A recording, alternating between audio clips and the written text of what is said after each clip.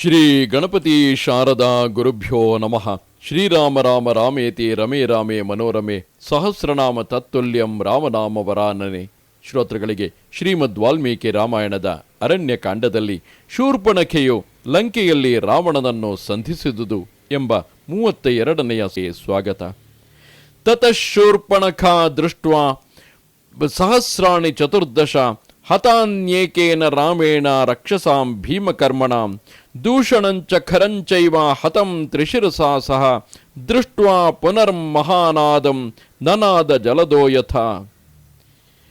ಬಳಿಕ ಭಯಂಕರವಾದ ಕಾರ್ಯವನ್ನು ಮಾಡುವವರಾಗಿದ್ದ 14,000 ರಾಕ್ಷಸ ಸೈನಿಕರು, ರಾಕ್ಷಸರ ನಾಯಕರಾದ ಖರ, ದೂಷಣ, ತ್ರಿಶಿರಸರು ರಾಮನೊಬ್ಬನಿಂದಲೇ ಹತರಾದುದನ್ನು ಕಂಡು ಶೂರ್ಪಣಖೆಯು ಕಾರ್ಮುಗಿಲು ಶಬ್ದ ಮಾಡುವಂತೆ ಗಟ್ಟಿಯಾಗಿ ಕೂಗಿಕೊಂಡಳು.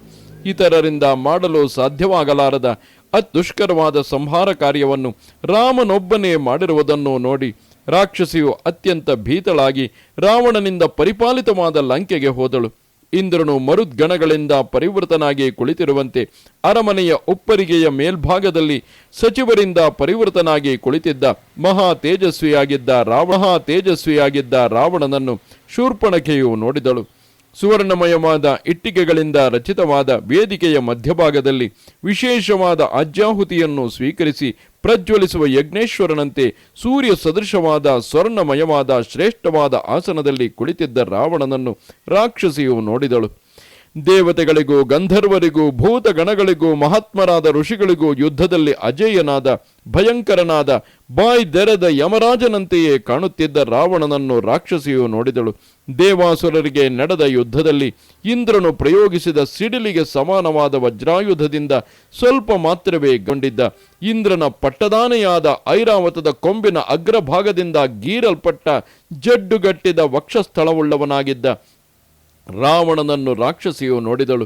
20 ತೋಳುಗಳಿಂದಲೂ 10 ತಲೆಗಳಿಂದಲೂ ಯುಕ್ತನಾಗಿದ್ದ, ದರ್ಶನೀಯವಾದ ಛತ್ರ ಚಾಮರಾದಿಗಳಿಂದ ಸಮಲಂಕೃತನಾಗಿದ್ದ, ವಿಶಾಲವಾದವನ್ನು ಹೊಂದಿದ್ದ, ರಾಜಲಕ್ಷಣಗಳಿಂದ ಸುಶೋಭಿತನಾಗಿದ್ದ ವೀರನಾದ ರಾವಣೇಶ್ವರನನ್ನು ರಾಕ್ಷಸಿಯು ಉಪ್ಪರಿಗೆಯ ಮೇಲೆ ನೋಡಿದಳು. ಶರೀರದಲ್ಲಿ ಧರಿಸಿದ್ದ ವೈಡೂರ್ಯ ಮಣಿಗಳ ಆಭರಣಗಳ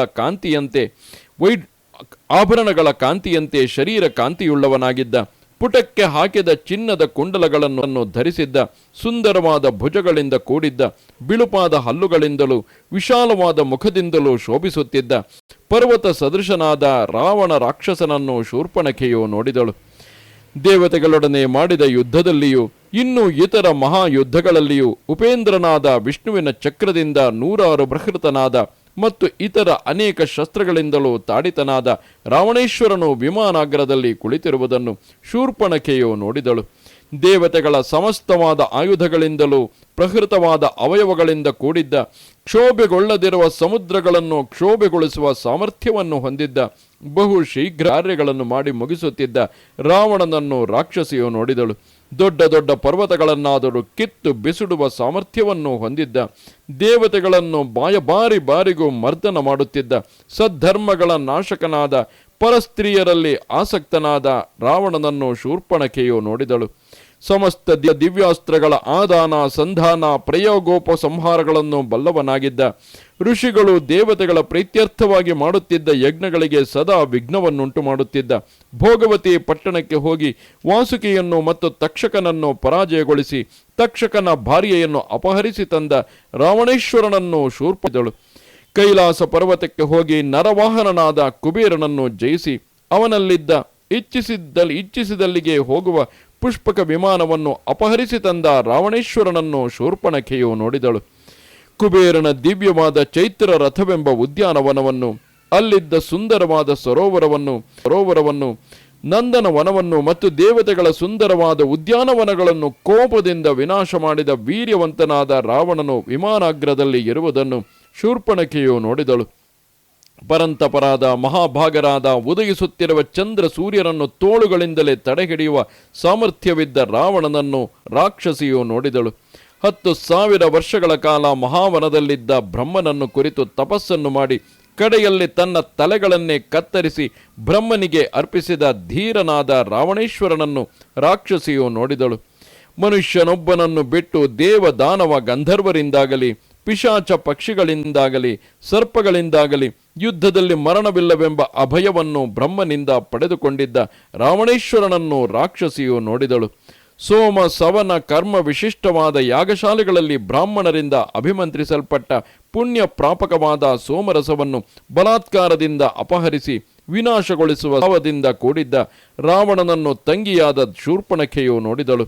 ಯಜ್ಞವೆಲ್ಲವೂ ಮುಗಿದು ಋತ್ವಿಜರಿಗೆ ದಕ್ಷಿಣೆಗಳನ್ನು ಕೊಡಬೇಕಾದ ಕಾಲವು ಸನ್ನಿಹಿತವಾಗಿದ್ದಾಗ ಯಜ್ಞಶಾಲೆಗಳಿಗೆ ನುಗ್ಗಿ ಎಲ್ಲವನ್ನೂ ಹಾಳು ಮಾಡಿ ಹೋಗುತ್ತಿದ್ದ ದುಷ್ಟನಾದ ಬ್ರಾಹ್ಮಣ ಹಂತಕನಾದ ಕ್ರೂರವಾದ ಕಾರ್ಯಗಳನ್ನೇ ಯಾವಾಗಲೂ ಮಾಡುತ್ತಿದ್ದ ಸಾಹಸಿಯಾದ ದಾಕ್ಷಿಣ್ಯರಹಿತನಾದ ಯಾವಾಗಲೂ ಪ್ರಜೆಗಳಿಗೆ ಅಂದರೆ ಮನುಷ್ಯರಿಗೆ ಅಹಿತವನ್ನು ಮಾಡುವುದರಲ್ಲಿಯೇ ಆಸಕ್ತನಾಗಿದ್ದ ಸರ್ವ ಪ್ರಾಣಿಗಳಿಗೂ ಎಲ್ಲ ಲೋಕಗಳಿಗೂ ಭಯವನ್ನುಂಟು ಮಾಡುತ್ತಿದ್ದ ಮಹಾಬಲನಾದ ಶೂರನಾದ ಅಣ್ಣನನ್ನು ರಾಕ್ಷಸಿಯು ನೋಡಿದಳು.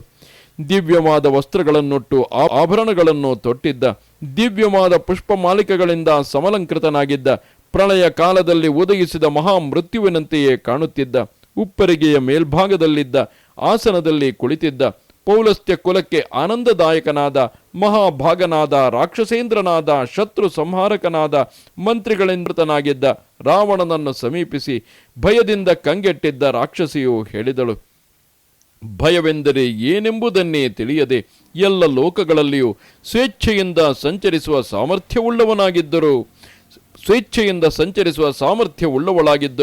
ಸದ್ಯದಲ್ಲಿ ಭಯದಿಂದಲೂ ಮೋಹದಿಂದ ಮಹಾತ್ಮನಾದ ಲಕ್ಷ್ಮಣನಿಂದ ವಿರೂಪಗೊಳಿಸಲ್ಪಟ್ಟಿದ್ದ ಶೂರ್ಪಣಖೆಯು ತನ್ನ ವಿರೂಪವನ್ನು ರಾವಣನ ಮುಂದೆ ಪ್ರದರ್ಶಿಸುತ್ತಾ ಥಳಿಸುತ್ತಲೂ ವಿಶಾಲವಾಗಿಯೂ ಇದ್ದ ಕಣ್ಣುಗಳಿಂದ ವಿರಾಜಿಸುತ್ತಿದ್ದ ರಾವಣನಿಗೆ ತನ್ನ ಸುದಾರುಣವಾದ ಸ್ಥಿತಿಯನ್ನು ಹೇಳಿದಳು.